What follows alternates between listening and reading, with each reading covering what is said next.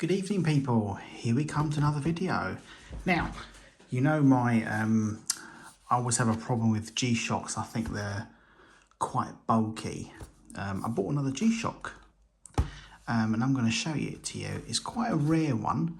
And before I show you the watch, I always like to show you what the packaging originally looks like. So this is a modern G-Shock and this is what it looks like. It's quite nice. I like it.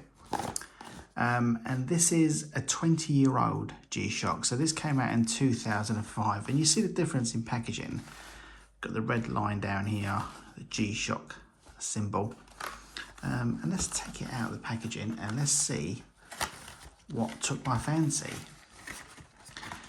And if you don't really know about G-Shock, so this one here, this is slightly different tin. This is a modern one. And this is what the tin of today looks like, if you've got one today.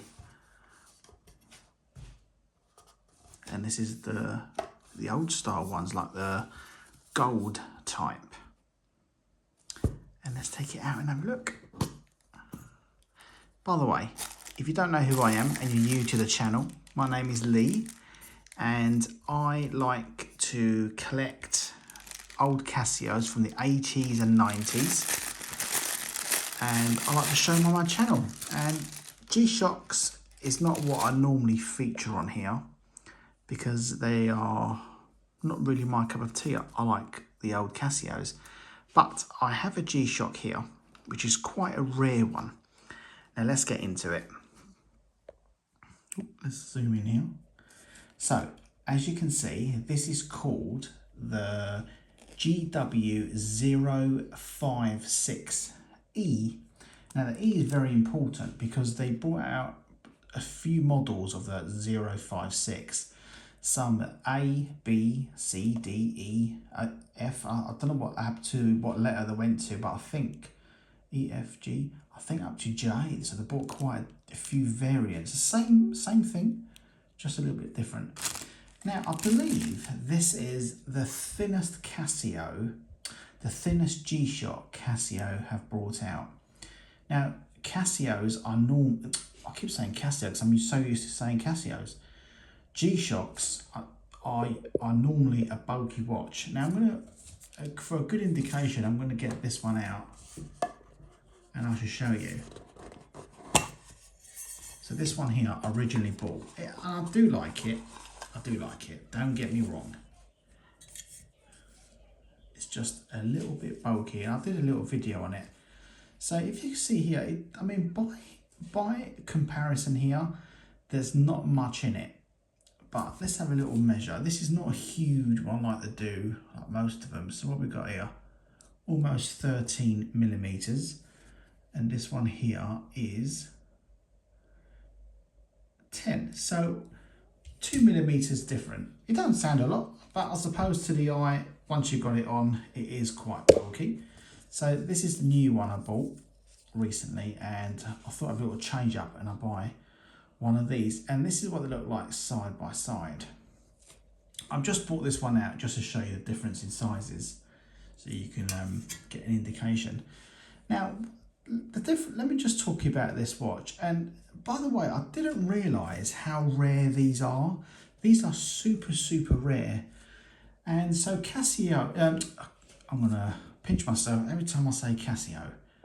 So G-Shock bought out. So G-Shocks are known for the big chunky watches, and that is their audience.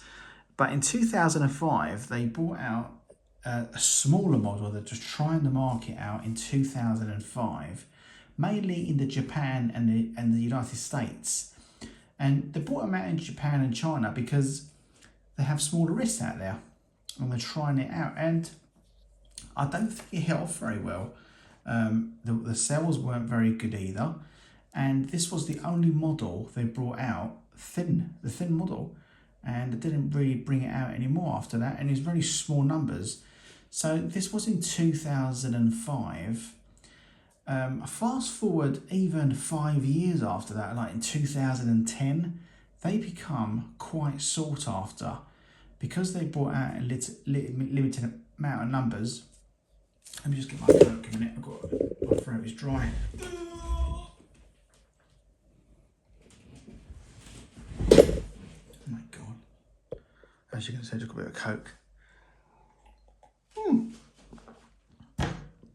Delicious. All right, let me start again. Yeah, so these are becoming quite collectible. Now, I typed that model on eBay, the GShock GW056. Not one has come up. And you know what eBay's like, you can type in anything and it'll come up. Not one single model come up. So I typed in world, round the world eBay, and again, nothing, not a single one came up at all. So they're pretty rare. And I went on a few forums and there's quite a few people after this particular model.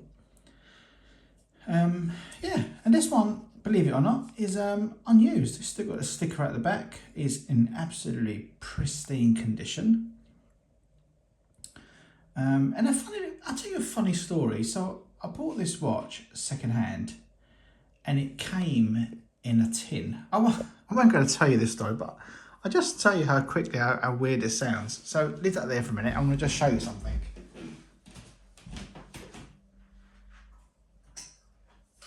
So when I bought this watch, it originally came in this tin, and you see the little dents on here. And I didn't want to do my video, and show you these horrible dents. But I knew I had a GShock box somewhere with a gold one of these. So I had a little rummage, because I have got literally hundreds and hundreds of stuff everywhere. Anyway, I found the box. Now, bearing in mind how rare this is, and this is 20 years old, and how many G-Shocks have they made? Hundreds and hundreds and hundreds. Anyway, I found the old tin that I've had in my cupboard for ages and ages and ages. And guess what? It's for this model. Look at this, I couldn't believe it. I took it out. There's the model. That's exactly what that model is. Even the E, and I said to you, it's got the different variants like A, B, C, D. Even the E, how astonishing is that? It could have been any watch, and it had to happen to be the one that I was looking for. And by the way, the original one I bought didn't come with a manual. So I was online trying to find a manual. That was a difficult job. And all along, it's just under my bloody bench. And the box. Crazy, crazy. Anyway, let's get back into it. So what's special about this watch? I shall show you. And this is exactly what I love about Casio. The level of detail is unbelievable. Like, look at this. So on here, we have this brushed metal plate, stainless steel, and it's been ground down on here. Didn't have to do any of that at all. But look at this level of detail here, which is what I love. So look at the strap. The strap is completely molded to the whole section here. And look at this level of detail, all these splines that come down here, and this beautiful hexagon all the way down here. They didn't have to do any of that. All that is just extra time, extra money. Just look at the beautiful strap, the great finish they made on that. And that's exactly what I love about Casio. Double buckle, didn't have to put double buckle in, did they? Stamped Casio Japan. And these metal parts here. Now if you look at the other G-Shock I've got, oh, you can take these straps off quite easily. How cool. There's no metal part along there, it's just this rubber, flexible rubber. But on this one here, they put this metal bar here, probably a strengthener for all I know, I don't really know, but it just adds to the beauty of this particular G-Shock. And this is what makes me love them. Absolutely stunning. Bloody beautiful. Now, even though this is a beautiful watch, you know, no one can deny that. It is a beautiful watch. But if you look at the level of detail, apart from the beautiful colours, there wasn't much detail that went into it, was it? It's just very plain strap, very plain indeed. But if you compare it to something like this, I mean, this one looks like a flagship model. All these, in person, it looked absolutely beautiful. Much, much better than it does in the camera. And they put these exposed 4 screws on the outside, which adds that little ruggish, you know, quality feel to it, which I absolutely do love. This one has got it, but on the straps. Not saying that all GShock should have the screw, but you know what I'm getting at. It just looks amazing. The only downfall on this watch is the buttons. They are, believe it or not, it has got buttons. We can't see it. And what they've done was they've hid them underneath here. So when you have got them on your wrist, you can press it, no problem, but it's not exposed. It's not something like this. So you can just push them quite easily. Oh, wrong way around. You can push them quite easily, and you know, no effort, because they're really on the front of the watch, on the face. But this one is not on the face. It's right underneath here, and you can't push this bit here because this is part of the case. So the buttons are just basically underneath. I don't really know why they've done that. I think they wanted to maintain that hexagon look. And they have done that, and it does look lovely. But when you've got it on your wrist, it is a bit of a faffle. And when I showcased this last time, this watch here, let me show you. See, when I put the GShock on last time, and I put it on my wrist like this, I moaned about these gaps here. It didn't fit my wrist, and I ain't got a small wrist. I've got 19.5 centimeters almost. But you see there, I got last time I fitted a 2 biros on either side. That's how much of a gap. But this one here, this fits like a glove. Look at that. And that's the difference what I'm talking about. Let me just put the buckle on. The big chunky buckle. It's a glove. I do love it though. It's a beautiful watch. Now if you look here, you see the difference? There is no gap. It just molds on the wrist perfectly, which means it's extra comfortable. It's not out of place. It's not bulky.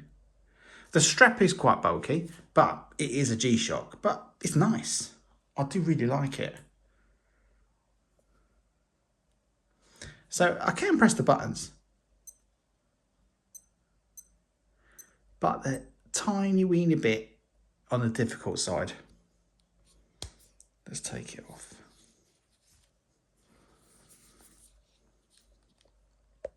Now, so this has, this is solar. So you see the little hexagons you got here around the screen. I'm sure you can see that. Well, that is the solar panel for this watch. And you see here, it's got HML. Well, that's the battery indicator, high, medium, and low. So to charge the battery, you just need 5 minutes of natural daylight or sun. But if you're using a fluorescent light, like an LED under a bulb, it needs just under an hour to fully charge this watch, which is pretty cool, isn't it? And it's been in a box for a while, so that's why it's gone down to M. And as soon as it goes down to L, it gives you another chance, and it goes into battery saving mode. So it limits you, like you can't use the light, for example. I think the wave captor will be off, so it won't be broadcasting that signal to correct your time. Yeah, and this probably can't flick through the menu either. I've never been in that position, but that's what the manual says. Here, so you've got 1, 2, and 3. What that is, this is the wave scepter. So I mean, I'm sure you know it is. You never have to change the time. It does it automatically through radio signals. Yeah, and it's got world time on it as well. So let me do a little flick through here. So you've got world time, you've got 4 alarms and 1 signal. You've got a timer, stopwatch, and back to normal. You can change, I'll show you the light as well. It's not very good, the light. It's quite dim, but it does what it's supposed to. You've got an auto light on this as well, so you can turn it on, so when you face it towards you, it will come on automatically. And also you've got a saving mode as well, so you can turn it on and off. So if you're sleeping and the watch knows it's dark and it's not had any movement or any functions been turning, it will just completely turn off the watch, and that will save the battery life on it until you start moving again, and you just, you know, fire it back up. But you probably never know that because the lights will be off and it'll be dark.